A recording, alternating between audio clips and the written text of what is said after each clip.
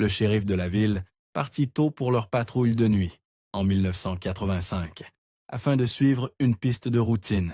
Mais ils ne revinrent jamais au poste, donnant naissance à l'une des plus longues affaires de disparition du Texas. Puis, 16 ans plus tard, des randonneurs tombèrent sur des toilettes abandonnées dans les montagnes et regardèrent à l'intérieur. Ce qu'ils virent au fond de la fosse révéla que les enquêteurs avaient suivi la mauvaise piste depuis le début. Le soleil de fin d'après-midi projetait de longues ombres sur les bâtiments usés de Presidio, au Texas, une ville frontalière isolée, où le vaste désert de Chihuahua s'étendait à l'infini vers le Mexique. En 2001, la population de la ville atteignait à peine 3000 âmes, ce qui en faisait le genre d'endroit où tout le monde connaissait les affaires de chacun et où les secrets avaient tendance à pourrir sous la chaleur. Le détective Simon Reyes était penché sur son bureau dans le petit commissariat, examinant les déclarations de témoins d'une récente affaire de disparition. Une jeune fille de 17 ans s'était volatilisée 3 jours auparavant, et la piste se refroidissait déjà. Les lumières de fluorescentes bourdonnaient au-dessus de sa tête, tandis qu'il prenait des notes dans les marges, sa concentration si complète qu'il n'entendit pas les pas précipités dans le couloir jusqu'à ce que l'agent Martinez fasse irruption par sa porte. « Détective !» lança Martinez, son uniforme humide de sueur malgré la climatisation. « Nous venons de recevoir un appel d'un garde forestier dans les montagnes de Chinati. Des randonneurs ont trouvé un corps. » Simon leva brusquement la tête. « Une autre fille disparue? » »« Non, monsieur. C'est un agent des forces de l'ordre. En uniforme. Le garde dit que le corps est là depuis longtemps, mais qu'il est bien conservé. Trouvé dans de vieilles toilettes extérieures. » Simon se leva immédiatement, sa chaise raclant le sol en linoléum. Son esprit passait en revue les possibilités. « Apportez-moi le dossier sur la disparition en 1985 du shérif Ray Holbrook et de l'adjointe Lila Ortega. C'est la seule affaire que nous ayons avec des officiers disparus. Ça pourrait être lié. » Les yeux de Martinez s'élargirent à de reconnaissance. Tout le monde au département connaissait cette affaire. C'était la plus célèbre affaire non résolue de Presidio. « Tout de suite, détective. » Alors que Martinez se précipitait dehors, Simon attrapa sa veste et descendit l'escalier. Le poste bourdonnait déjà d'activité, les officiers se déplaçant avec détermination, tandis que la nouvelle se répandait. Il aperçut la détective Cara Dupont près de la machine à café et l'interpella. « Cara, nous avons un corps dans les montagnes, possiblement lié à l'affaire Holbrook-Ortega. J'ai besoin de toi avec moi. » Dupont, une femme au regard perçant dans la quarantaine, posa immédiatement son café. « Je vais chercher mon équipement. » Simon se tourna ensuite vers 2 adjointes qui vérifiaient l'équipement près de l'armurerie. « Adjointe Carr, adjointe Moreau, vous venez aussi. » L'adjointe Debbie Carr, une blonde dans la trentaine, leva les yeux avec surprise. L'adjointe Trish Moreau, légèrement plus jeune avec des cheveux auburn tirés en un chignon serré, échangea un regard avec sa collègue. Simon remarqua quelque chose passer entre elles, un éclair de malaise, peut-être même de peur. Il se souvenait maintenant, 16 ans plus tôt, lorsque le shérif Holbrook et l'adjointe Ortega avaient disparu, Debbie et Trish étaient de jeunes officières qui avaient témoigné de façon troublante. Elles avaient affirmé que le shérif Holbrook avait eu des comportements déplacés envers elles, faisant des avances non désirées et créant un environnement de travail hostile. Elles n'avaient pas parlé à l'époque, trop effrayées par d'éventuelles représailles, mais après la disparition du shérif avec l'adjointe Ortega, elles avaient finalement fait leur déclaration. La théorie dominante était que Holbrook avait enlevé Ortega, l'avait peut-être agressé ou tué, puis s'était enfui. Mais ni l'un ni l'autre n'avaient jamais été retrouvés. Le groupe se déplaça rapidement vers leur véhicule. Martinez réapparut avec une épaisse chemise en papier Kraft, le dossier de l'affaire non résolue. « Voici, détective, tout ce que nous avons sur la disparition de 1985. Monte, lui dit Simon. Briefing en route. Ils montèrent dans 2 voitures de patrouille, Simon et Martinez dans le véhicule de tête, avec le dossier étalé sur les genoux de Martinez. Alors qu'ils quittèrent le parking du poste et se dirigeaient vers les montagnes, le jeune officier commença à lire. Shérif Ray Holbrook, 42 ans au moment de la disparition. Adjointe Lila Ortega, 25 ans. Il travaillait pendant le service de nuit du 15 octobre 1985, vu pour la dernière fois quittant le poste à 20h47 pour une patrouille de routine. Quand ils n'ont pas signalé leur position le matin, des équipes de recherche ont été déployées. Leur voiture de patrouille a été retrouvée abandonnée sur l'autoroute 67, clé encore dans le contact. Aucun signe de lutte. Simon naviguait à travers la circulation clairsemée, son esprit élaborant déjà des scénarios. Et l'enquête? Des recherches approfondies dans le désert environnant n'ont rien donné. Le FBI a été brièvement impliqué, suspectant un lien avec les cartels de drogue opérant dans la région. Les entretiens avec les habitants ont révélé que Holbrook et Ortega enquêtaient sur des rumeurs de filles disparues, peut-être liées à un trafic d'êtres humains connectés à des opérations transfrontalières. La nuit de leur disparition, ils avaient apparemment prévu de vérifier un bar appelé The Dusty Spur Saloon, repère connu de camionneurs et de passeurs. Le landscape changeait à mesure qu'ils montaient dans les montagnes de Chinati. La végétation désertique cédait la place à un terrain rocheux ponctué de genévriers et de pins pignons. Simon prit son téléphone et composa un numéro qu'il avait gardé enregistré pendant 16 ans. Madame Ortega, c'est le détective Simon Reyes du département de police de Presidio. La voix qui répondit était plus fragile qu'il ne s'en souvenait, vieillie par 16 années d'incertitude. Madame, je vous appelle au sujet de l'affaire de votre fille. Nous avons trouvé des preuves qui pourraient être liées. Pouvez-vous venir dans les montagnes de Chinati? J'enverrai des officiers pour vous escorter. La voix de Marisol Ortega se brisa d'émotion. Des preuves? Après tout ce temps, est-ce Lila? Nous n'en sommes pas certains, madame, mais je voulais que vous le sachiez immédiatement. Les officiers vous expliqueront tout. Après avoir terminé l'appel, ils suivirent les coordonnées fournies par le garde forestier, tournant sur une route de terre non entretenue qui montait plus haut dans les montagnes. Le terrain devenait de plus en plus accidenté, leurs véhicules rebondissant sur les rochers et les ravines. Finalement, ils aperçurent un camion du service des parcs et 2 silhouettes qui attendaient près d'un sentier. Le garde forestier qui les accueillit était un homme usé dans la cinquantaine. Détective Reyes, je suis Bill Hutchins. Les randonneurs sont juste sur ce sentier avec mon partenaire.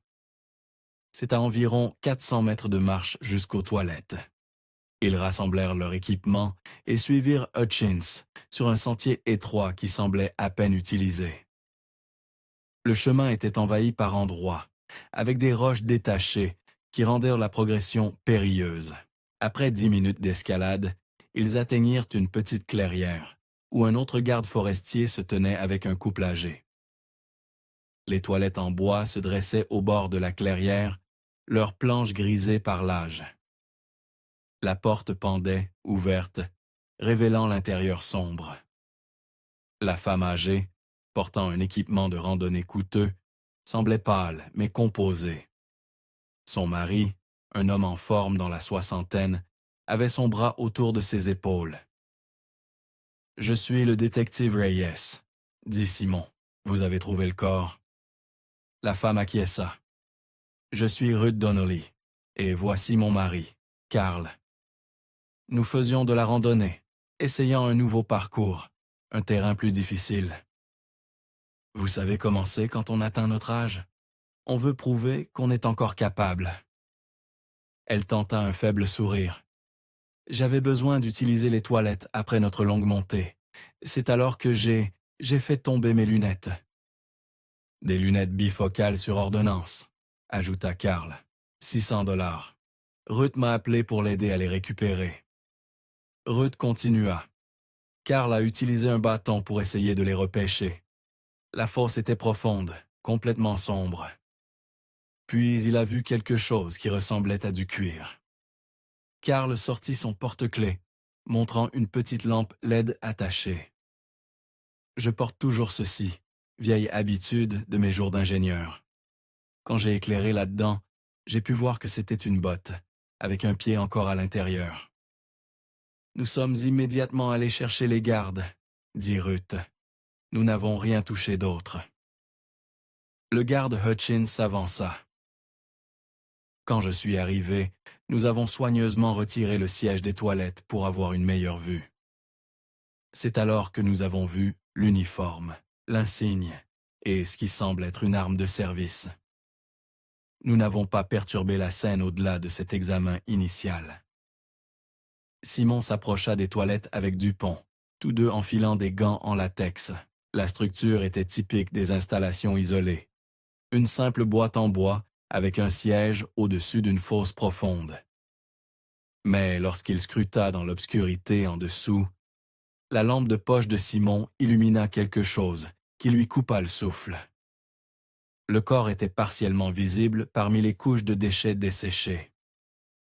Les conditions sèches de la montagne avaient momifié des parties des restes, préservant des détails qui auraient dû être perdus avec le temps. Un uniforme de shérif était clairement visible, avec un insigne terni et la crosse d'un revolver dépassant d'un étui en cuir. « Nous devons sortir le corps », dit Simon, appelant une équipe médico-légale et des ouvriers avec l'équipement approprié. Nous devrons démonter une partie de la structure. En attendant le personnel supplémentaire, Simon interrogea les gardes sur l'histoire des toilettes. Ce sentier a été officiellement abandonné en 1992, expliqua Hutchins. Formation rocheuse instable, risque de glissement de terrain. Nous avons cessé de l'entretenir, y compris ses toilettes. Honnêtement, je suis surpris que ces gens aient réussi à monter jusqu'ici. Les marqueurs de sentier ont été retirés il y a des années. Nous l'avons vu sur une vieille carte topographique, admit Karl. Nous pensions que ce serait une aventure. L'équipe médico-légale arriva dans l'heure avec des ouvriers portant des outils et des équipements de protection. Ils démontèrent soigneusement le plancher en bois autour du siège des toilettes, créant une plus grande ouverture. Le processus était lent et méticuleux, chaque planche retirée avec soin pour préserver toute preuve potentielle. Lorsqu'ils extrairent finalement le corps, l'équipe médico-légale fut stupéfaite de son état.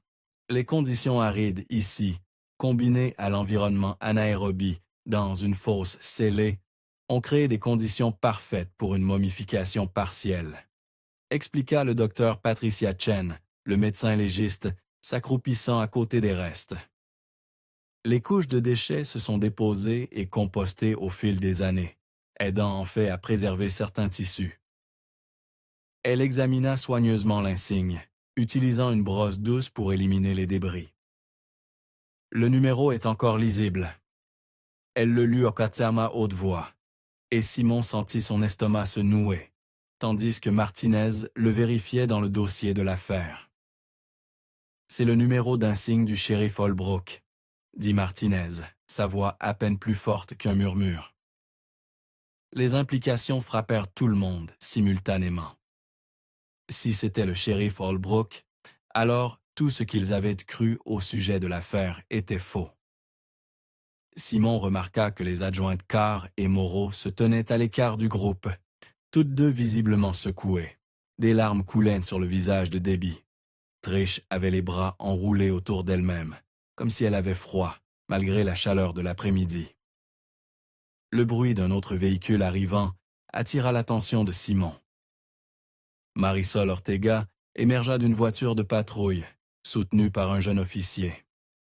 16 ans d'espoir et de crainte l'avaient vieilli, mais ses yeux étaient encore vifs, toujours en quête. Quand elle vit Simon, sa main vola à sa bouche. Simon la rencontra avant qu'elle ne puisse approcher la scène. « Madame Ortega, je dois vous préparer. Nous avons trouvé un corps, mais ce n'est pas Lila. » L'espoir et le désespoir se disputaient dans son expression. « Pas Lila? Alors qui? » « Il semble que ce soit le shérif Holbrook. Il est resté ici dans ses toilettes, probablement depuis la nuit de leur disparition. » Les jambes de Marisol s'affaiblirent, et Simon l'aida à s'asseoir sur un rocher. « Ah, si cela est arrivé à Ray, alors qu'est-il arrivé à mon bébé? Mon Dieu, que pourrait-il lui être arrivé? » « Cela change tout sur l'affaire, » dit doucement Simon. « Nous ne savons pas qui a fait ça. Ça pourrait avoir été quelqu'un d'autre entièrement, ou ça pourrait avoir été... » Il hésita, ne voulant pas exprimer la possibilité que Lila ait pu être impliquée. « Non, » dit fermement Marisol, lisant dans ses pensées. « Ma fille Non était une bonne officière. Elle avait un cœur généreux et croyait en la justice. Si quelque chose, elle est une autre victime. Quelqu'un leur a fait ça à tous les deux. » Simon se tourna vers les gardes forestiers. « Combien de toilettes comme celle-ci sont dispersées dans ces montagnes? » Hutchins réfléchit un moment. « Sur les sentiers abandonnés, peut-être une douzaine, dans un rayon de 8 kilomètres plus, si vous comptez celles sur les sentiers actifs. Je veux des équipes de recherche qui vérifient chacune d'entre elles, » ordonna Simon. « Si quelqu'un a déposé un corps ici, ils ont peut-être utilisé d'autres sites. » Cette personne, ou ce groupe, connaissait la région, savait que ces toilettes étaient abandonnées et rarement accessibles. Ils étaient assez désespérés pour utiliser cette méthode au lieu d'enterrer correctement le corps. Il étudia à nouveau la scène. Peut-être pensait-il que la fosse serait vidée et déplacée le lendemain, que le corps disparaîtrait dans le système de gestion des déchets. Mais le sentier a été abandonné. Donc, cela ne s'est jamais produit. L'équipe médico-légale emballait soigneusement les preuves, prélevant des échantillons malgré la contamination. Simon remarqua que les adjointes Carr et Moreau se tenaient toujours à l'écart, se tenant mutuellement et pleurant. « Excusez-moi, » dit-il à Marisol, puis s'approcha des deux adjointes. « Vous allez bien? » Debbie essuya ses yeux. « C'est juste... le voir comme ça, même après ce qu'il nous a fait, à quel point il était inapproprié. Personne ne mérite ça. »« C'est un choc, » ajouta Trish, sa voix tremblante. « Ça ramène tous ses souvenirs. » Simon les étudia attentivement. Quelque chose semblait étrange dans leur réaction, mais il ne pouvait pas identifier quoi. « Pourquoi ne rentrez-vous pas chez vous toutes les deux? Prenez quelques jours pour digérer tout ça. Je vous contacterai si nous avons besoin de quoi que ce soit. » Elles acquiescèrent avec gratitude et descendirent le sentier avec un autre officier. Simon retourna aux côtés de Marisol. « Nous fouillons minutieusement la zone, » l'assura-t-il. « Nous ne cesserons pas de chercher Lila. » Marisol se leva lentement, vieillie au-delà de ses années. « Après ce que j'ai vu aujourd'hui, je pense que je dois me préparer. 16 ans sans savoir. Peut-être est-il temps de lâcher prise? Si quelque chose de similaire est arrivé à Lila, je ne sais pas si je veux la voir comme ça. Je veux me souvenir d'elle, telle qu'elle était. »« Je comprends, » dit Simon. « Laissez-moi vous ramener chez vous personnellement.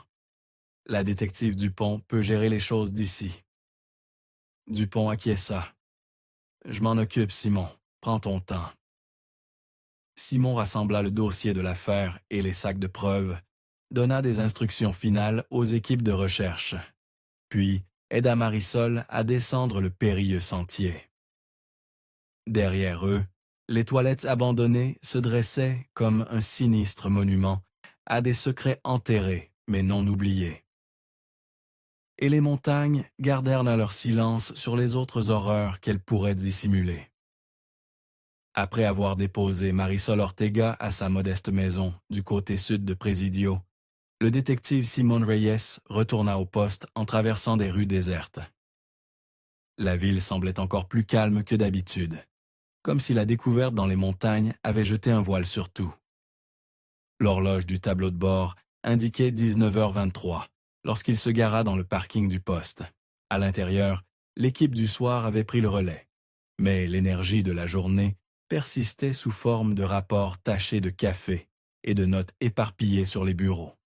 Simon s'installa à son bureau avec le dossier Holbrook-Ortega et les 16 ans de documents accumulés sur la surface. Sous les dards de lumière de fluorescente, il commença à tout revoir avec un regard neuf. La découverte du corps de Holbrook changeait toute la narration. Et si Lila Ortega n'avait pas été une victime? Et si elle avait été impliquée dans la mort du shérif? Mais elle aurait eu besoin d'aide. Une jeune adjointe n'aurait pas pu agir seule, surtout pas contre un homme de la taille et de l'expérience de Holbrook.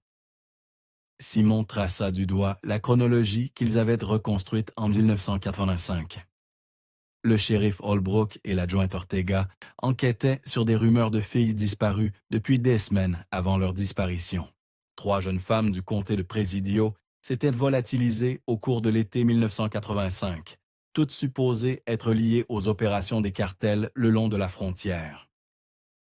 Les notes d'enquête montraient une urgence croissante dans les semaines précédant la disparition. Ils avaient trouvé des déclarations de témoins du Dusty Spur Saloon. La nuit du 15 octobre 1985, Holbrook et Ortega étaient arrivés vers 21h30. Le barman de l'époque, un certain Miguel Vasquez, les avait servis et se souvenait qu'ils posèrent des questions sur les camionneurs qui fréquentèrent l'établissement. Personne n'avait signalé avoir vu une confrontation ou un comportement suspect. La dernière observation confirmée était à 23h15 lorsqu'ils avaient réglé leur addition et étaient d'apartie. Simon se frotta les yeux fatigués. En 1985, il n'y avait pas de caméra de sécurité pour vérifier les mouvements. Pas de relevé de téléphones portables à suivre. L'enquête s'était entièrement appuyée sur les témoignages. Et maintenant, il se demandait à quel point ils avaient été fiables. Les motels environnants avaient été examinés, mais personne n'avait signalé avoir vu le shérif et l'adjointe s'enregistrer quelque part. Aucun signe d'embuscade sur l'autoroute où leur voiture de patrouille avait été retrouvée. C'était comme s'ils s'étaient simplement évanouis dans la nuit du désert. Le bruit de pas le fit lever les yeux. La détective Cara Dupont se tenait dans l'encadrement de sa porte, la fatigue évidente dans sa posture. Les gardes ont fini de vérifier les autres toilettes, rapporta-t-elle en se laissant tomber dans une chaise en face de son bureau. Rien. S'il y a d'autres corps là-bas, ils ne sont pas dans les installations abandonnées. Simon se pencha en arrière, sa chaise grinçant. 16 ans, Cara. Holbrook était resté dans cette fosse pendant 16 ans, pendant que nous le cherchions au mauvais endroit. L'équipe médico-légale traite encore la scène. Ils vont y passer la majeure partie de la nuit. Dupont jeta un coup d'œil à sa montre. En parlant de ça, il est plus de 20 heures. Tu devrais rentrer chez toi, te reposer. Nous pouvons reprendre l'affaire à frais demain matin. Je vais rester encore un peu, dit Simon, faisant un geste vers les dossiers. J'ai l'impression que je passe à côté de quelque chose. Dupont se leva, s'étirant. Ne reste pas trop tard. Cette affaire a attendu 16 ans. Elle peut attendre une nuit de plus. Après son départ, Simon continua sa lecture, mais les mots commençaient à se brouiller. Son estomac grogna, lui rappelant qu'il avait sauté le déjeuner dans la précipitation vers les montagnes. Le poste était devenu silencieux. Seulement le répartiteur de nuit et quelques agents de patrouille restaient. Il céda finalement, fermant les dossiers et les verrouillant dans le tiroir de son bureau. Il descendit au laboratoire médico-légal, où les techniciens cataloguaient encore les preuves de la scène. « Je vais chercher quelque chose à manger », leur dit-il. « Appelez-moi si vous trouvez quelque chose de significatif. » Dehors, la soirée d'octobre s'était considérablement rafraîchie. Simon s'assit dans sa voiture un moment, considérant ses options. Il pouvait aller à son endroit habituel, le Murphy's Diner, Mais son regard dévia vers l'est de la ville, où le Dusty Spur Saloon fonctionnait encore après toutes ces années. La curiosité l'emporta. Il démarra le moteur et traversa les rues tranquilles, passant devant des magasins fermés et des maisons faiblement éclairées, jusqu'à ce qu'il atteigne le bar. Le parking contenait une collection de semi-remorques et de camionnettes, animées, mais pas bondées. L'enseigne au néon clignotait sporadiquement, projetant des ombres rouges et bleues sur le gravier. À l'intérieur, l'atmosphère n'avait pas beaucoup changé depuis sa dernière visite des années auparavant. De la musique country jouait depuis un vieux jukebox, et l'air sentait la bière et la nourriture frite. Les camionneurs occupaient la plupart des tables, des cartes et des journaux étalés entre les bouteilles de bière. Simon prit place au bar, notant comment les conversations se calmaient légèrement à son entrée. Son uniforme de détective le rendait visible, mais il ignora l'attention. Le barman qui s'approcha de lui était jeune, peut-être dans la mi-vingtaine, avec des cheveux lissés en arrière et des yeux nerveux. Pas le Miguel Vasquez des dossiers de l'affaire. « Que puis-je vous servir, officier ?»« Détective, » corrigea Simon. « Bourbon sec et un hamburger si la cuisine est encore ouverte. » Bien sûr. Tandis que le barman versait son verre, Simon demanda avec désinvolture. « Depuis combien de temps travaillez-vous ici ?»« Environ 3 ans. » « Pourquoi ?»« Simple curiosité. Je me demandais au sujet du barman précédent, Miguel Vasquez. Le dossier dit qu'il était ici dans les années 80. » La main du jeune homme s'arrêta juste un instant. « Miguel, il a quitté son poste il y a environ 10 ans. Un jour, il est simplement parti. » « Vous savez où il est allé ?» ?»« Personne ne sait. Il a déménagé de son appartement sur Elm Street, n'a pas laissé d'adresse. Le propriétaire a essayé de le retrouver pour son dernier chèque de paie, mais c'était comme s'il s'était volatilisé. » Le barman fit glisser le bourbon sur le comptoir. « Je vais m'occuper de ce hamburger pour vous. » Simon sirotait son verre et scrutait la salle. La plupart des camionneurs ressemblaient à des chauffeurs longue distance, le genre qui traversait régulièrement la frontière. Quand le barman revint, Simon demanda « Ces gars, ils viennent surtout du Mexique ?» La réponse du barman fut évasive. « Certains du Mexique, d'autres d'ici. Nous avons des camions, des entreprises de produits agricoles, des usines de fabrication, ce genre de choses. » Mais Simon remarqua comment les yeux de l'homme se dirigeaient vers une table dans le coin, où 4 hommes étaient penchés sur leur bière. Il remarqua aussi comment plus de clients continuaient à le regarder, surtout ceux qui étaient arrivés après lui. Le poids de leur regard faisait dresser les cheveux sur sa nuque. Simon termina son repas, laissa de l'argent sur le bar et se dirigea vers la porte. Alors qu'il la poussait, il jeta un regard en arrière et vit le barman encore en conversation à voix basse avec les hommes à la table du coin, tous le regardant partir. Dans sa voiture, Simon s'assit un moment, traitant ce qu'il avait observé. Le Dusty Spur était plus qu'un simple bar de camionneurs. C'était un point de connexion pour quelque chose, et sa présence avait clairement perturbé quel que soit le délicat écosystème qui existait là. Il démarra le moteur, se sentant mal à l'aise alors qu'il quittait le parking, planifiant déjà de revenir avec des renforts pour poser des questions plus pointues. Dans sa voiture, Simon alluma la lumière intérieure et attrapa le dossier de l'affaire qu'il avait apporté.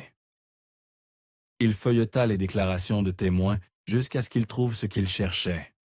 L'ancienne adresse de Miguel Vasquez de 1985.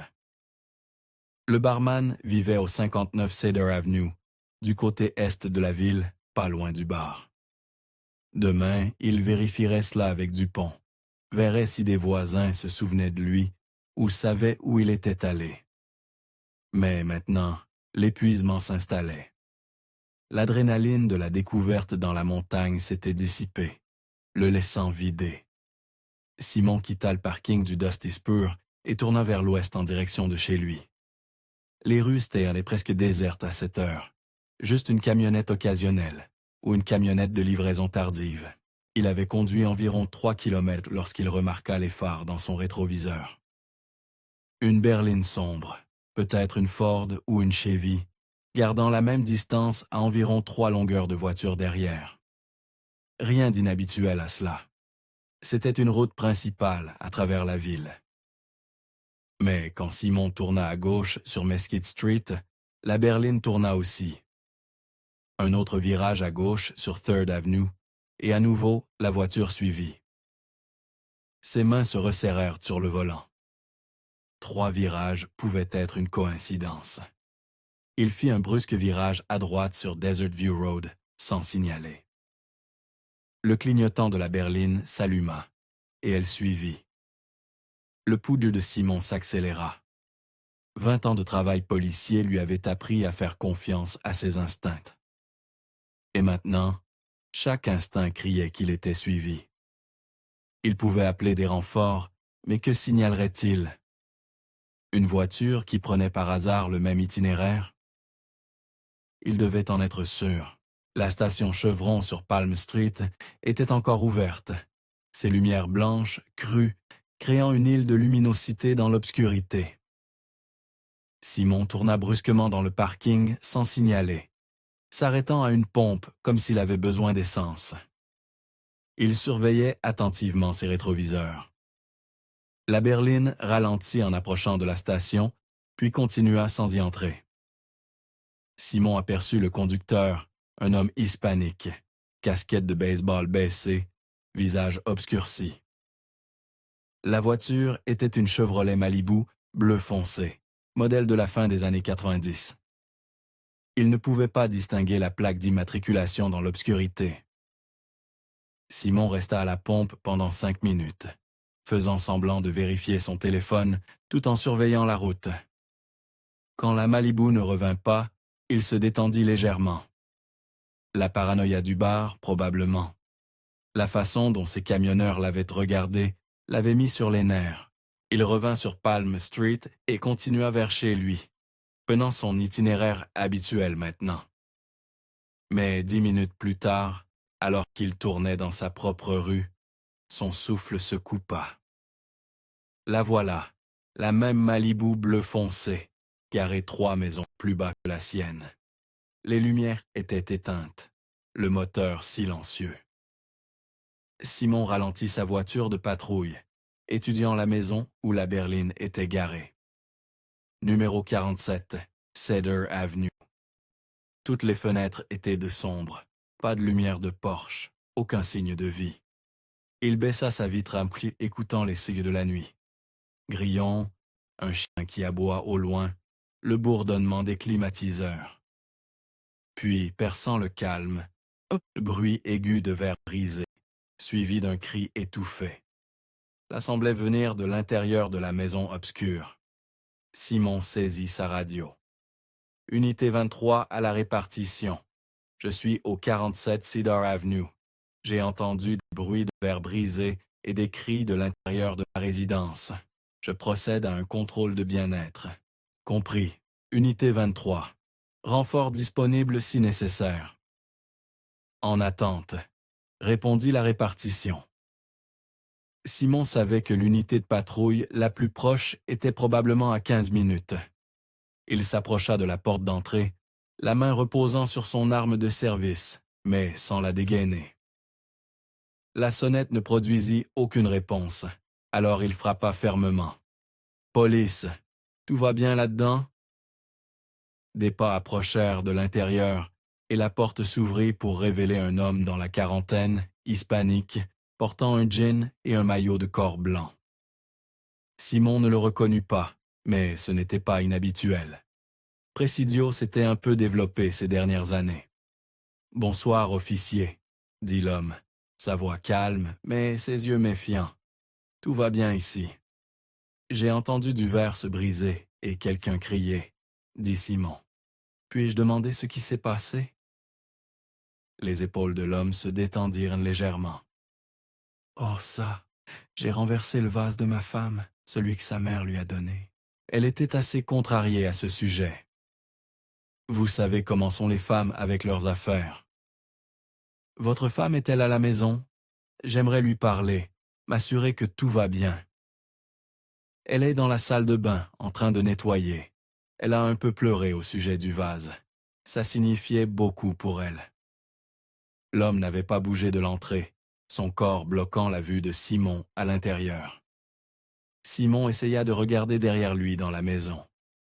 L'intérieur était sombre, mais il pouvait distinguer des formes dans ce qui semblait être le salon. Là, sur le canapé, n'était-ce pas une personne assise? La silhouette était immobile, mais elle semblait définitivement humaine. « Monsieur, qui d'autre est dans la maison avec vous? »« Juste moi et ma femme. Comme je l'ai dit, elle est dans la salle de bain. » Mais la silhouette sur le canapé n'avait pas bougé. Les instincts de Simon lui criaient à nouveau. Mais il était seul, sans renfort, et techniquement, il n'avait pas de motif probable pour forcer l'entrée. Un vase brisé et une dispute conjugale n'étaient pas des crimes. Il activa sa radio, gardant les yeux sur l'homme. Répartition, unité 23. Le résident signale la casse accidentelle d'un vase. La situation domestique semble sous contrôle. Je me retire. Compris, unité 23. Simon recula de la porte. Très bien, monsieur. Désolé de déranger votre soirée. Passez une bonne nuit.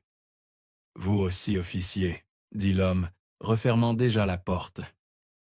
Simon retourna à sa voiture de patrouille, tous ses nerfs à vif. Il s'assit derrière le volant un moment, puis sortit son téléphone portable et appela le numéro personnel de Dupont. « Simon ?» répondit-elle, la voix ensommeillée. « Qu'est-ce qui ne va pas? »« Désolé de te réveiller, Cara.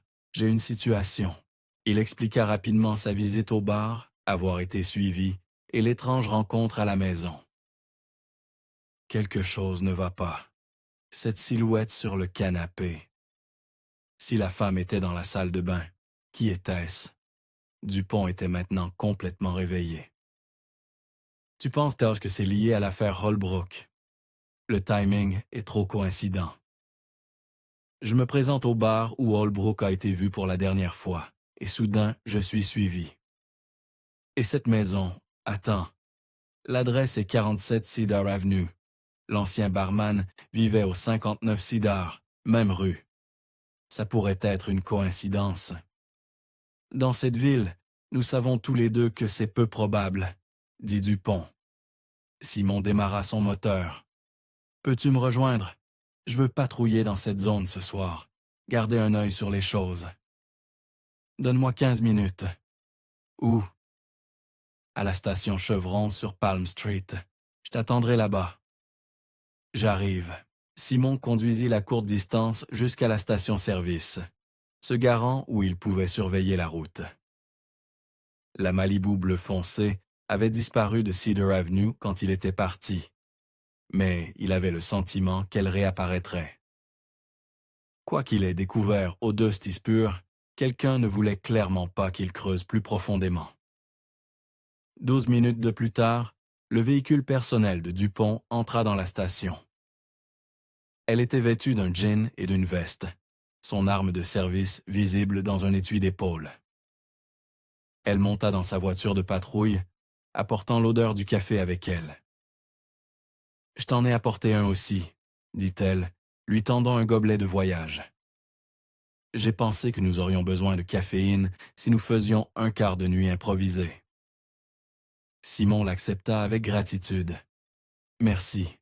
Quelque chose se passe, Cara.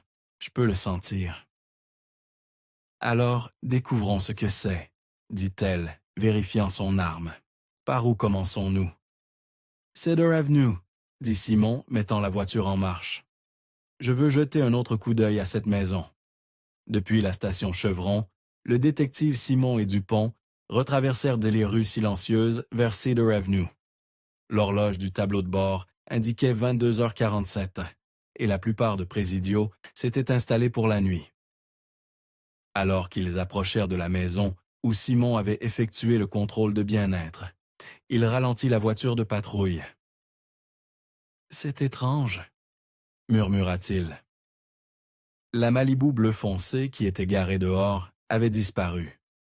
La maison, au 47 Cedar, se dressait complètement sombre et silencieuse, comme si elle était abandonnée. Simon se gara de l'autre côté de la rue, étudiant la rangée de maisons. Quelque chose le tracassait alors qu'il regardait les numéros d'adresse. Cara, l'adresse de l'ancien barman était 59 Cedar Avenue, mais regarde les maisons. Ils scrutèrent toute la rue, numéro 45, 47, 49, 51, puis un écart où 53 à 57 devrait être, sautant directement à 61. Il n'y a pas de 59, observa Dupont. Ce n'est pas normal. Jetons un coup d'œil de plus près. Ils sortirent banc du véhicule, lampe de poche à la main. L'air nocturne était frais et calme, portant la faible odeur de créosote du désert. Simon s'approcha de la maison qui aurait dû être dans la plage du 59 d'après sa position. C'était la même maison sombre où il avait fait le contrôle de bien-être. « Regarde ça », dit Simon, éclairant le numéro de la maison avec sa lampe. Le 47 semblait plus neuf que la peinture environnante, et en regardant de plus près, il pouvait voir de faibles contours où d'autres numéros avaient été autrefois. Ce numéro a été changé.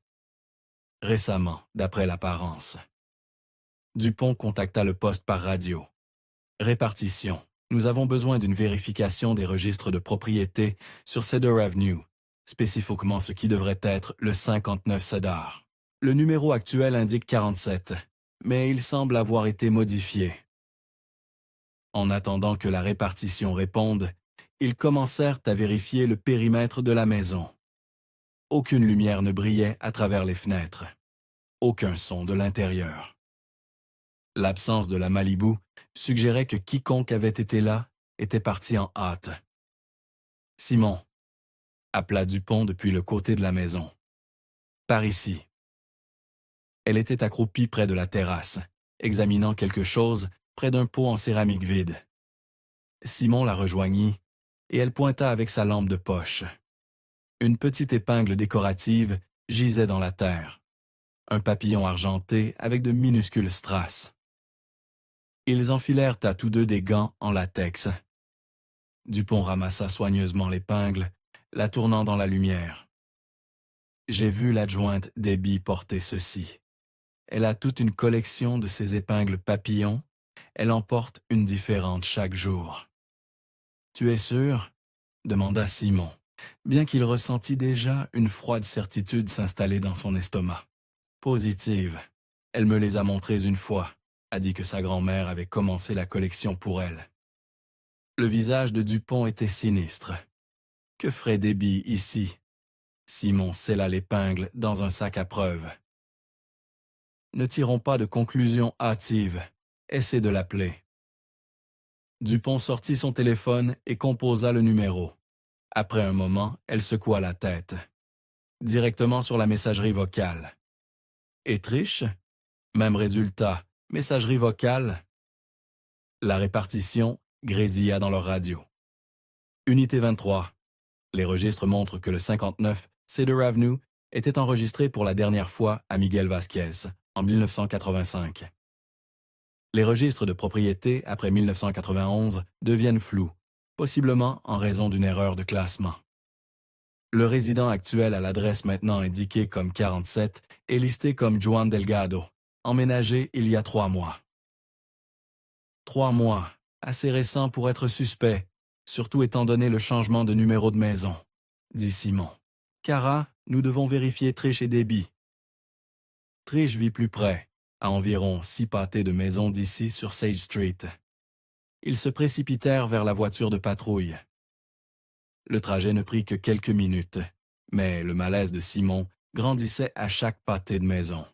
Quand ils tournèrent sur Sage Street, ils pouvaient voir la petite maison en adobe de Trish Moreau à mi-chemin. La lumière du porche était allumée, mais quelque chose n'allait pas avec la porte d'entrée.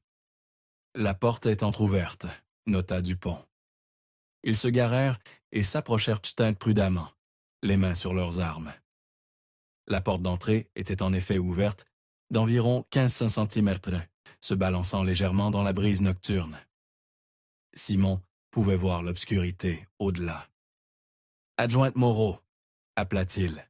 « Triche, c'est le détective Reyes. »« Tout va bien? » Pas de réponse. Ils échangèrent sans des regards. Puis Simon poussa la porte plus largement avec sa lampe de poche. Le faisceau attrapa immédiatement des taches de sombre sur le sol carrelé de l'entrée. Du sang. Répartition.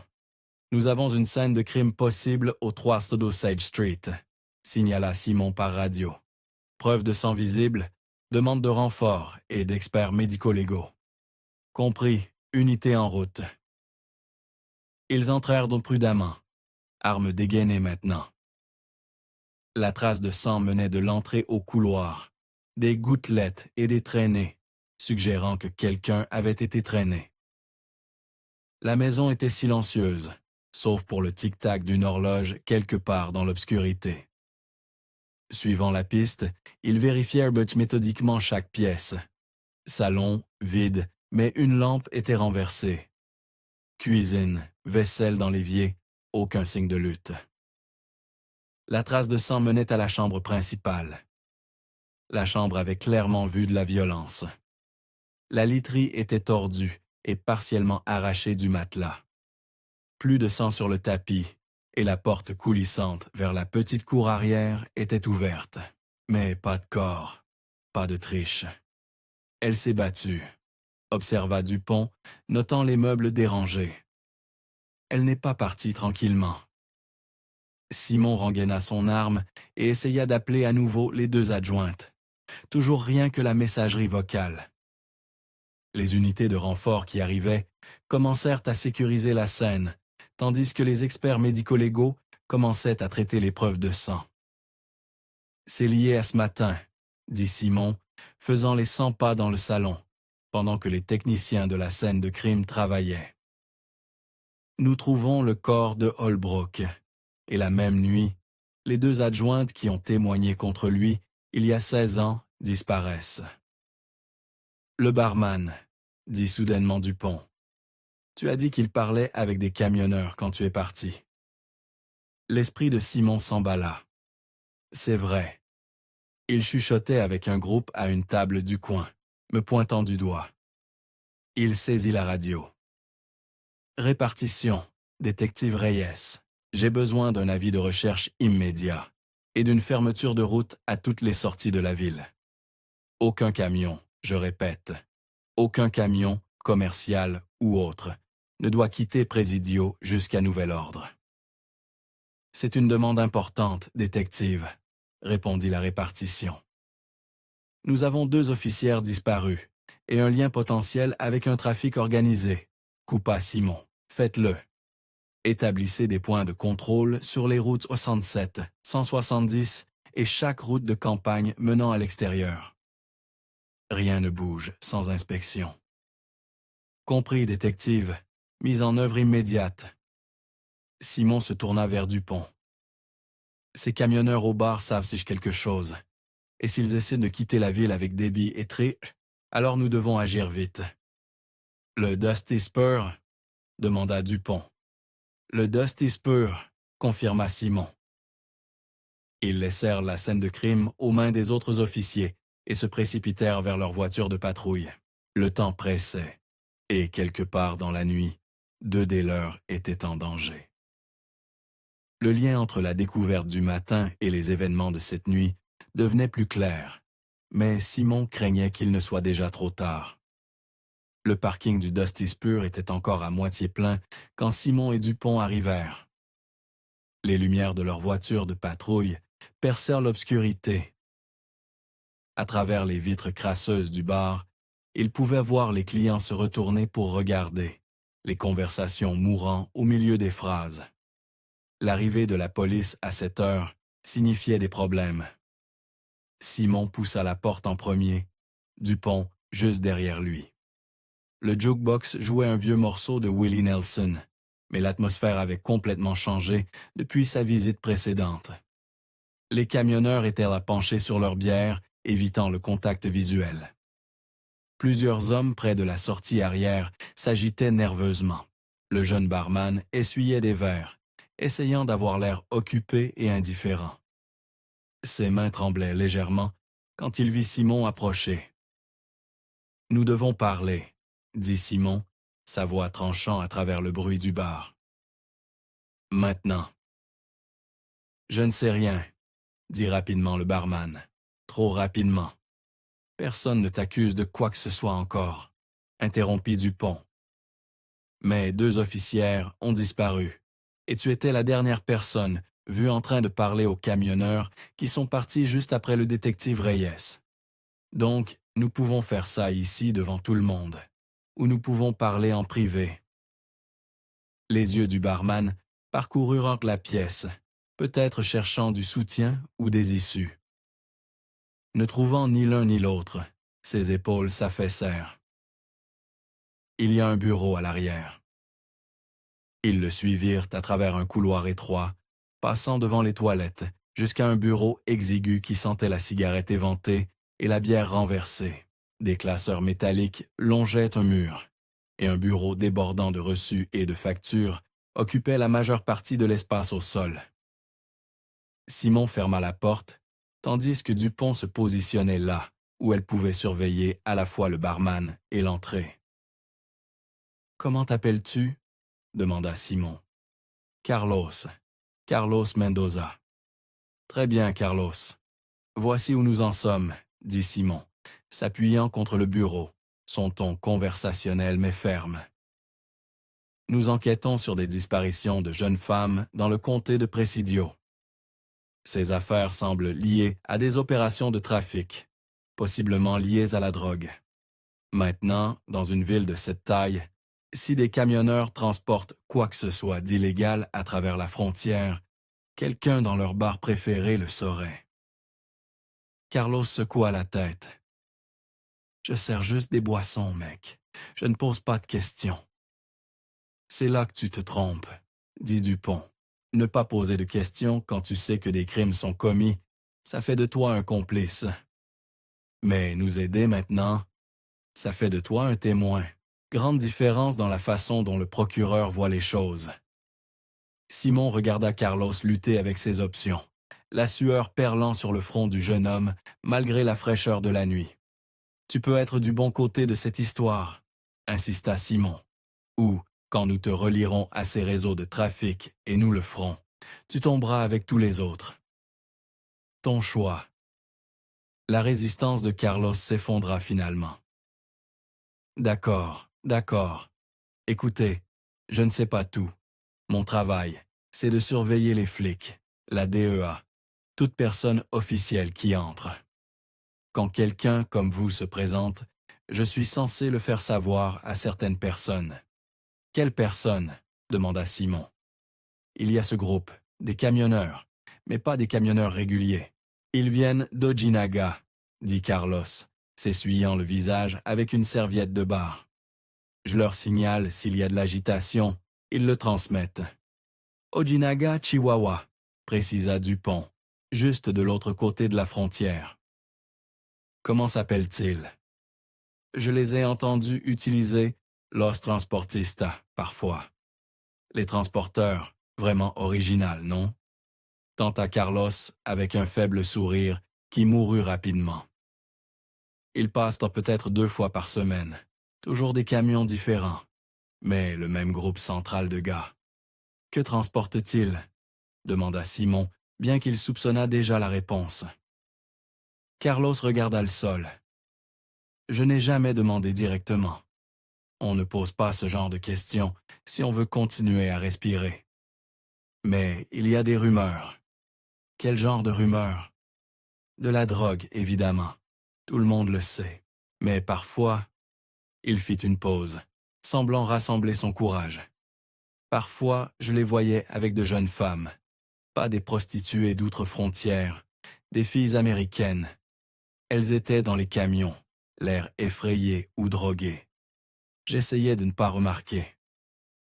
Simon sentit sa mâchoire se serrer. « Et tu n'as jamais pensé à signaler cela? »« À qui ?» rétorqua Carlos avec une énergie soudaine. « Vous pensez que vous êtes les premiers flics qui sont passés par ici? Il y en a eu d'autres qui savaient, qui étaient probablement payés pour regarder ailleurs. Comment étais-je censé savoir à qui faire confiance? » Cela fit réfléchir Simon. Le lien avec Debbie et Trish devenait plus clair.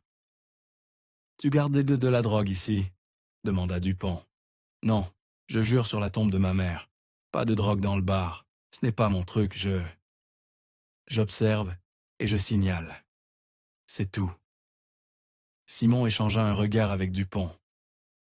Le barman était un petit poisson, un rouage dans une machine plus grande, mais il pourrait être leur clé pour retrouver les adjointes disparues. « Tu viens au poste, » décida Simon. « Nous avons besoin d'une déclaration complète, et tu vas nous aider à identifier ces camionneurs à partir de photos. » Carlos acquiesça misérablement. « Suis-je en état d'arrestation? » « Ça dépend de ta coopération, » dit Dupont. « Pour l'instant, tu es un témoin. Continue à coopérer, et tu le resteras. » Ils escortèrent Carlos à travers le bar principal. Plusieurs clients étaient déjà partis, et ceux qui restaient évitaient soigneusement de les regarder. Deux officiers en uniforme les rencontrèrent à la porte pour transporter Carlos au poste.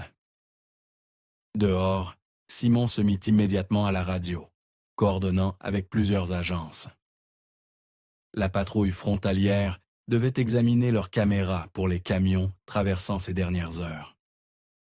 Les officiers au point de contrôle avaient besoin de descriptions des véhicules d'Ojinaga, et le plus urgent, ils avaient besoin de la coopération des autorités mexicaines.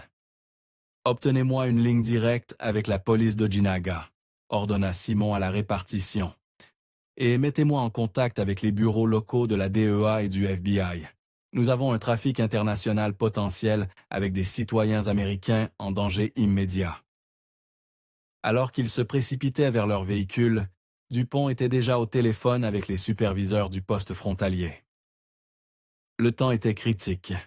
Chaque minute qui passait emmenait Debbie et Trish plus loin de leur portée, plus profondément dans un cauchemar qui avait apparemment fonctionné sous leur nez pendant des années. « S'ils ont traversé avant l'avis de recherche, » dit Dupont alors qu'il conduisait, « ils pourraient déjà être à Ojinaga. » « Alors, nous suivons, » dit Simon d'un air sombre. Le trajet jusqu'au poste frontalier prit 15 minutes, Simon poussant la voiture de patrouille à ses limites, tandis que Dupont coordonnait avec plusieurs agences par radio et téléphone. Le pont international, Presidio Ojinaga, se profilait devant eux, ses lumières créant une aube artificielle dans l'obscurité du désert. La sécurité frontalière avait mis en place un contrôle supplémentaire à la demande de Simon. Un agent les rencontra au point de contrôle, son visage sinistre. « Détective Reyes, nous avons examiné les images. Un semi-remorque Freightliner a traversé à 23h02, environ 8 minutes avant votre avis de recherche. Plaque mexicaine enregistrée à une société de transport à Ojinaga. »« C'est notre camion, » confirma Simon. « Quelle est la procédure pour la poursuite? » L'agent lui tendit une tablette montrant les images de la traversée. Le FBI et la DEA coordonnent déjà avec leurs homologues mexicains. Puisqu'il s'agit d'un potentiel enlèvement d'officiers de police américains, vous fonctionnerez selon les protocoles de l'initiative bilatérale sur les affaires. La police fédérale mexicaine a juridiction, mais vous pouvez observer et assister. En quelques minutes, un convoi s'était formé. Des agents du FBI dans leur SUV noir, des véhicules de la DEA et plusieurs unités de la police fédérale mexicaine qui avaient traversé pour les escorter. Les formalités administratives furent accélérées. En 2001, la coopération post-ALENA entre les agences évoluait encore, mais l'enlèvement d'officiers américains déclenchait des protocoles d'urgence. Alors qu'ils traversaient Andel Pont, le Rio Grande, un ruban sombre en dessous, Simon ressentit le poids de quitter la juridiction américaine. Au Mexique, ils seraient des invités dépendants de la coopération de leurs homologues. Le commandant de la police fédérale mexicaine Le capitaine Roberto Hernandez les rencontra du côté d'Ojinaga. Un officier vétéran aux tempes grisonnantes, il parlait un excellent anglais. Détective Reyes, nous avons suivi le véhicule. Nos unités de surveillance l'ont suivi jusqu'à la Calle Révolution, dans le district de la Zona Rosa. Le quartier rouge, traduisit Dupont inutilement. Si le camion est stationné devant la Rosa de Fuego, la Rose de Feu, c'est un établissement connu avec des connexions au cartel. Nous construisions un dossier, mais nous n'avions pas encore agi. L'expression d'Hernandez était sévère. Vos officiers disparus ont accéléré notre calendrier. Le convoi se déplaça à travers les rues d'Ojinaga, un mélange de routes pavées et de chemins de terre. La ville était plus petite que Presidio, mais plus densément peuplée, avec des bâtiments serrés les uns contre les autres et des ruelles étroites entre eux. En entrant dans la Zona Rosa, le caractère changeait. Des enseignes au néon annonçaient divers établissements. De la musique se déversait des portes et des femmes en vêtements révélateurs interpellaient les hommes qui passaient. La Calle Revolution était une rue courte et droite, bordée de bordels, de bars et de salons de massage. Le Freightliner était garé devant un bâtiment à 2 étages, peint en rose criard, avec une enseigne au néon, en forme de rose, clignotant au-dessus de l'entrée. Plusieurs autres véhicules étaient garés à proximité, suggérant que l'endroit était occupé malgré l'heure tardive. Le capitaine Hernandez coordonna le raid avec une précision militaire. Nous entrons rapidement, sécurisons toutes les sorties. La DEA s'occupe de toutes les drogues trouvées. Mes hommes traitent les ressortissants mexicains. Le FBI assiste pour tous les Américains. Détective Reyes, vous et votre partenaire vous concentrez sur la recherche de vos officières. Ils entrèrent simultanément par les entrées avant et arrière. Simon entendit des cris « Policia fédérale !» Alors qu'il faisait irruption par les portes, l'intérieur était un labyrinthe de couloirs étroits, de petites pièces et d'un espace de bar central. Le chaos éclata, des hommes se précipitant vers les sorties, des femmes criant, le bruit de meubles renversés. Simon et Dupont se déplaçaient méthodiquement à travers le bâtiment, vérifiant chaque pièce. Ils trouvèrent des jeunes femmes terrifiées, certaines clairement droguées, d'autres simplement résignées à leur sort. Des agents de la DEA sécurisaient déjà des paquets de ce qui semblait être de l'héroïne dans un bureau arrière. La police fédérale mexicaine avait plusieurs hommes face contre terre, y compris certains que Simon reconnaissait du Dusty pur. « Simon » appela Dupont depuis le 2e étage. « Je les ai trouvés. » Il se précipita dans l'escalier étroit pour trouver Dupont dans une petite pièce où les adjointes Debbie Carr et Trish Moreau étaient assises sur un matelas taché. Elles étaient toujours en uniforme, bien que froissées et sales. Les 2 femmes semblaient choquées, des larmes coulant sur leur visage. « Dieu merci », chuchota Debbie. « Nous pensions que personne ne nous trouverait. »« Faites-les sortir d'ici, » dit Simon à Dupont. « Je vais continuer à chercher d'autres Américains. » Il continua le long du couloir, vérifiant chaque pièce. La plupart étaient laissés vides maintenant, leurs occupants ayant fui ou étant détenus en bas. Dans la dernière pièce, au bout du couloir, il la trouva. La femme était assise au bord du lit, vêtue d'une robe de chambre en soie bon marché. Elle avait une 40aine d'années, son visage autrefois juvénile, marqué par des années de vie difficiles. Mais même après 16 ans, même dans cet endroit, Simon reconnut l'adjointe Lila Ortega. Un homme essayait de grimper par la fenêtre, abandonnant sa cliente au premier signe de police. Lila restait parfaitement immobile, fixant Simon avec un mélange de choc et autre chose. Honte, résignation. « Madame », commença prudemment Simon en anglais, puis passa à l'espagnol.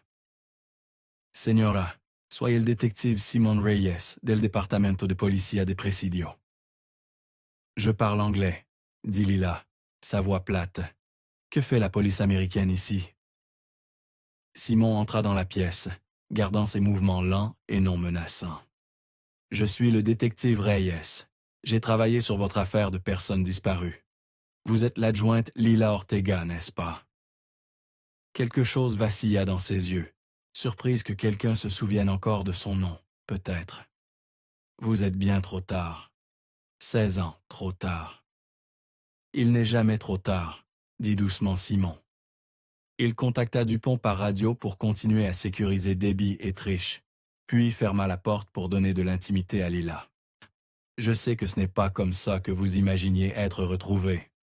Mais vous étiez une officière respectée, et vous méritez toujours dignité et respect. Lila rit amèrement, faisant un geste vers la pièce minable. Dignité? Regardez ce que je suis devenu. Regardez cet endroit. Je suis exactement le genre de personne que nous arrêtions. Vous êtes une victime, corrigea fermement Simon. Ce qui vous est arrivé n'était pas votre choix. Et ce matin, nous avons trouvé le shérif Holbrook. Nous savons que vous n'êtes pas parti volontairement. Au nom de Holbrook, la composure de Lila se brisa. Ray? Vous avez trouvé Ray? Dans des toilettes extérieures dans les montagnes de Chinati. Il a été là tout ce temps. Simon la regarda traiter cette information. Votre mère n'a jamais cessé de vous chercher. Elle n'a jamais perdu espoir. Cela la brisa complètement. Lila enfouit son visage dans ses mains, sanglotant. Maman, oh mon Dieu, j'ai pensé à elle chaque jour. Mais comment puis-je lui faire face comme ça? Comment puis-je rentrer à la maison après ce que j'ai été, ce que j'ai fait? Simon s'assit prudemment sur une chaise en bois en face d'elle. Maintenant, une distance professionnelle, tout en montrant de la compassion. Vous avez survécu, c'est ce qui compte. Et votre mère veut que vous rentriez, peu importe quoi. La porte s'ouvrit, et Dupont jeta un coup d'œil à l'intérieur. Debbie et Trish sont sécurisés. L'équipe médicale les examine. D'autres femmes américaines sont aussi en cours de traitement. Simon acquiesça, puis se tourna vers Lila. Nous devrions vous sortir d'ici, vous faire examiner par le personnel médical, puis nous pourrons organiser votre rencontre avec votre mère. Presidio n'est qu'à 30 minutes. Elle pourrait être ici dans l'heure. Lila essuya ses yeux, l'air perdu. Elle dort probablement. Il est si tard. Je ne pense pas qu'elle ait bien dormi depuis 16 ans, dit doucement Simon. Voulez-vous que je l'appelle?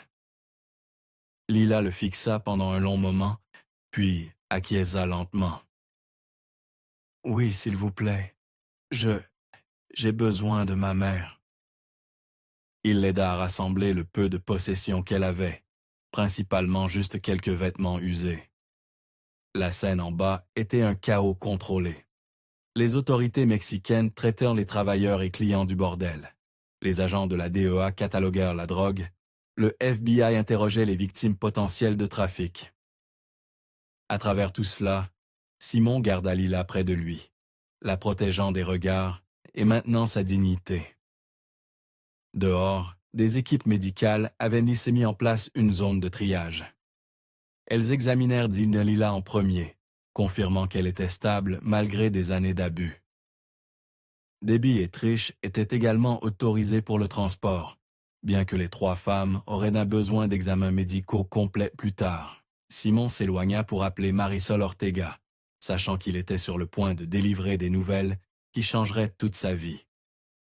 Derrière lui, dans la nuit illuminée de néons du quartier le plus sombre d'Ojinaga, 3 femmes, qui avaient été perdues dans différentes sortes d'obscurité, étaient enfin retrouvées. L'enquête était loin d'être terminée, mais pour l'instant, au moins, elles étaient en sécurité. Le poste de police fédérale d'Ojinaga était un modeste bâtiment en béton qui sentait le café fort et le désinfectant. Étant donné la nature internationale de l'opération, le capitaine Hernandez avait organisé pour que les entretiens initiaux soient menés ici avant que les citoyens américains ne soient transportés à Presidio. Simon conduisit Lila dans une petite salle d'entretien, tandis que Dupont emmenait Debbie et Trish dans une autre. La pièce ne contenait qu'une table métallique et 3 chaises. Lila s'assit en face de Simon, ses mains enroulées autour d'une tasse de café que quelqu'un lui avait apportée. Elle avait changé pour une chemise et un pantalon propres fournis par la Croix-Rouge mexicaine. Mais elle semblait toujours fragile, comme si elle pouvait se briser à tout moment. « Je veux commencer par dire que vous n'êtes moi pas en état d'arrestation », commença Simon, posant un enregistreur sur la table. « Vous êtes une victime ici, mais j'ai besoin de comprendre ce qui s'est passé il y a 16 ans et tout ce qui s'est passé depuis. Pouvez-vous faire ça? » Lila acquiesça, sa voix à peine plus forte qu'un murmure. « Par où voulez-vous que je commence? » Le début. 15 octobre 1985. Votre relation avec le shérif Holbrook, l'enquête que vous meniez. Lila prit une respiration tremblante. Ray et moi enquêtions sur des rumeurs concernant des filles disparues.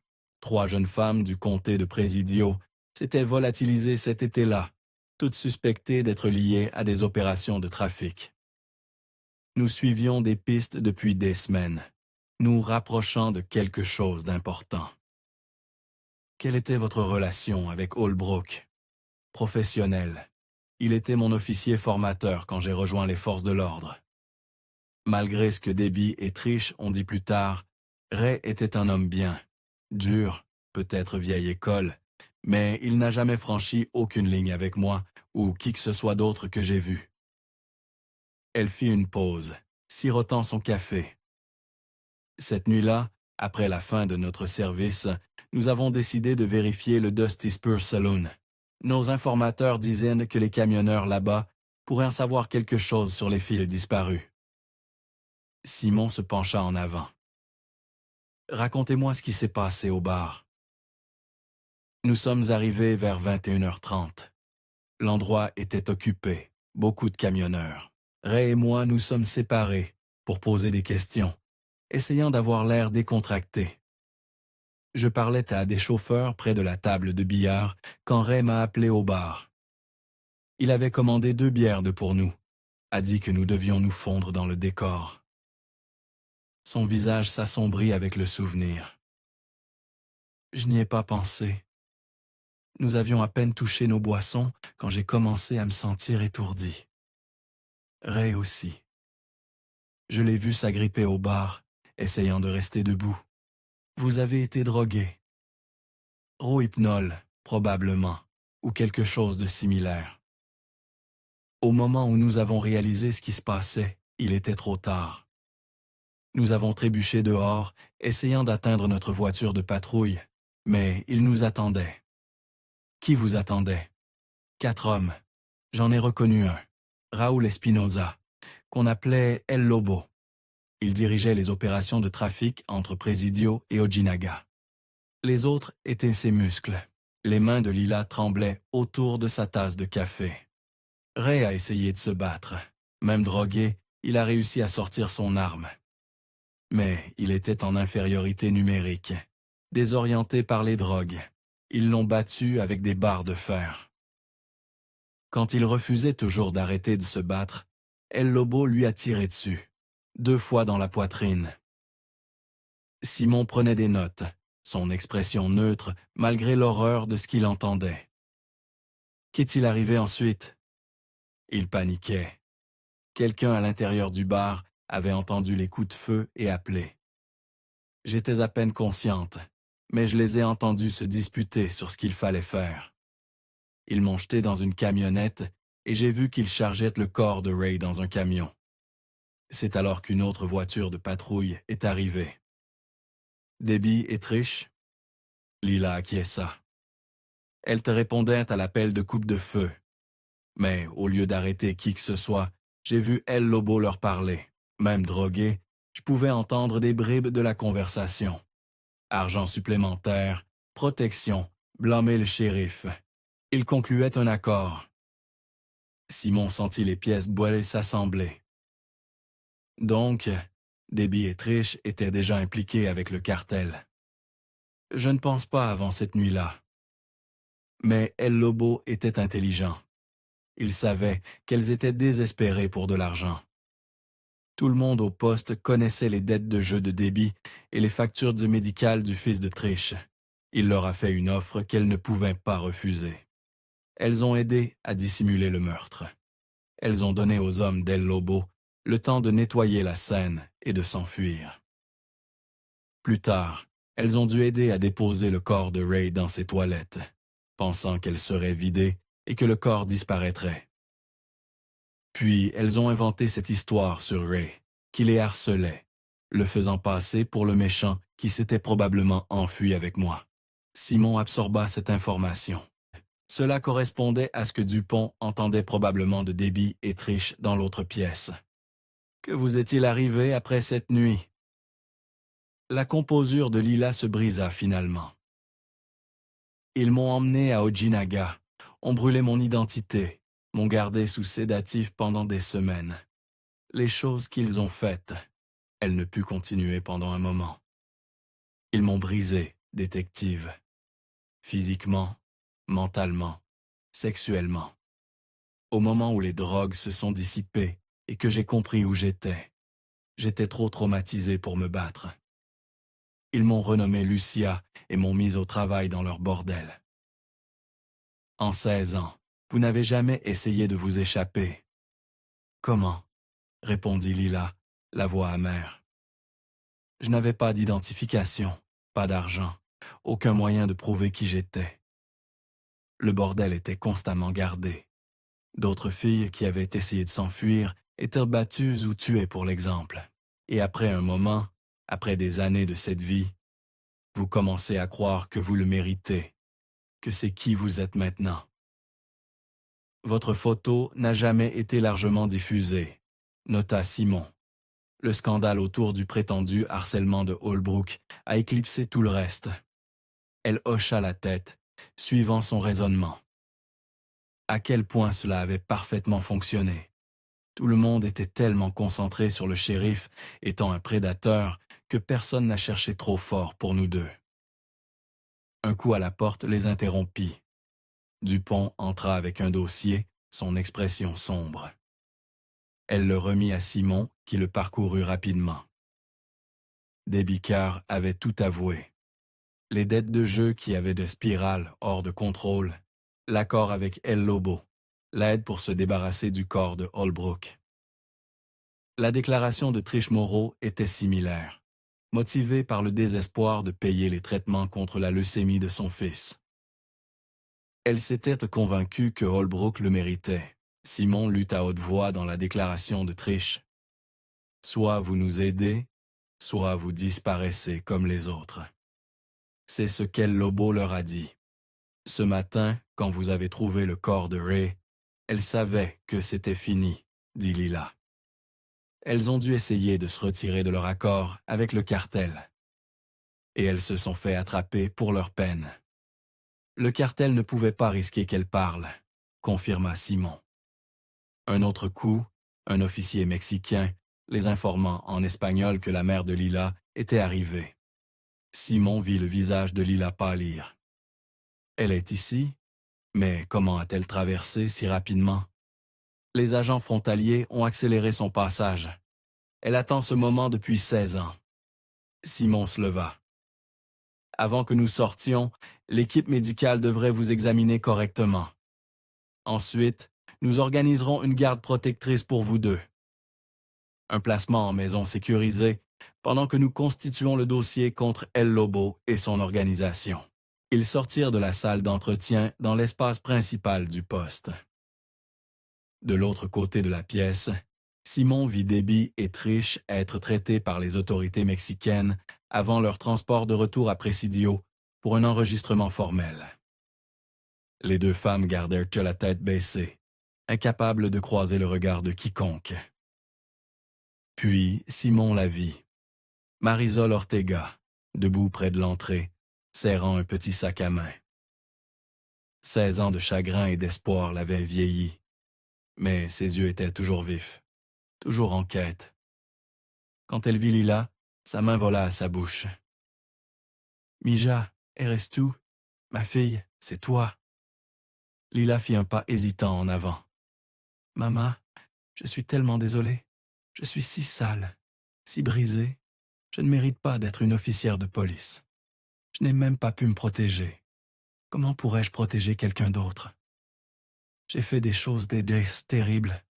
Je suis devenue le genre de personne que nous arrêtions autrefois. » Mais Marisol se déplaçait déjà, traversant la pièce en pas rapide pour prendre sa fille dans ses bras. « Non, non, mi amor. Rien de ce qui s'est passé n'était ta faute. Tu es ma fille, et je t'aime quoi qu'il arrive. Nous pouvons recommencer. Il y a des gens qui nous aideront. » Elles s'accrochaient l'une à l'autre. 16 ans de séparation se dissolvant en larmes. Autour d'elles, des policiers endurcis se détournaient pour leur donner de l'intimité, plus d'un essuyant ses yeux. Simon s'approcha d'elle, doucement. « Madame Ortega, nous avons secouru des dizaines de femmes ce soir de ce bordel. La DEA et les autorités mexicaines sont en train de faire des descentes dans les entrepôts du cartel. La survie de votre fille va nous aider à démanteler tout un réseau de trafic. » Marisol serra Lila plus fort. Elle a survécu. C'est tout ce qui compte. Nous devons emmener Lila à l'hôpital pour une évaluation médicale complète. Continua Simon. Vous pouvez bien sûr l'accompagner. Nous aurons de la sécurité avec vous à tout moment. Puis nous vous déplacerons toutes les deux dans une maison sécurisée jusqu'à ce que les procès soient bientôt terminés. Les deux femmes acquiescèrent, se tenant toujours l'une à l'autre. Alors qu'elles marchaient vers les véhicules de police qui attendaient, Lila se retourna vers Simon. « Détective, merci de ne pas avoir abandonné, de me voir toujours comme une personne, pas seulement ce que je suis devenu. » « Vous avez toujours été l'adjointe Lila Ortega, » dit fermement Simon. « Une bonne officière qui a été trahie par les personnes qui auraient dû la protéger. Rien de ce qui s'est passé ne change cela. » Alors qu'elle sortait dans l'obscurité, précédant l'aube, la ville d'Ojinaga dormait encore, ignorant qu'un cauchemar de 16 ans venait enfin de s'achever. La voiture de police s'éloigna du poste, transportant une mère et sa fille vers la guérison, tandis que derrière elle, les rouages de la justice commençaient à tourner. En fin de compte, Simon réfléchit. La vérité avait été enterrée dans les endroits les plus sombres, dans des toilettes abandonnées, dans un bordel frontalier, dans les cœurs corrompus de ceux qui avaient de jurer de protéger et de servir. Mais la vérité, comme l'espoir, avait une façon de survivre, même à l'obscurité la plus profonde. Et parfois, contre toute attente, les perdus pouvaient encore être retrouvés.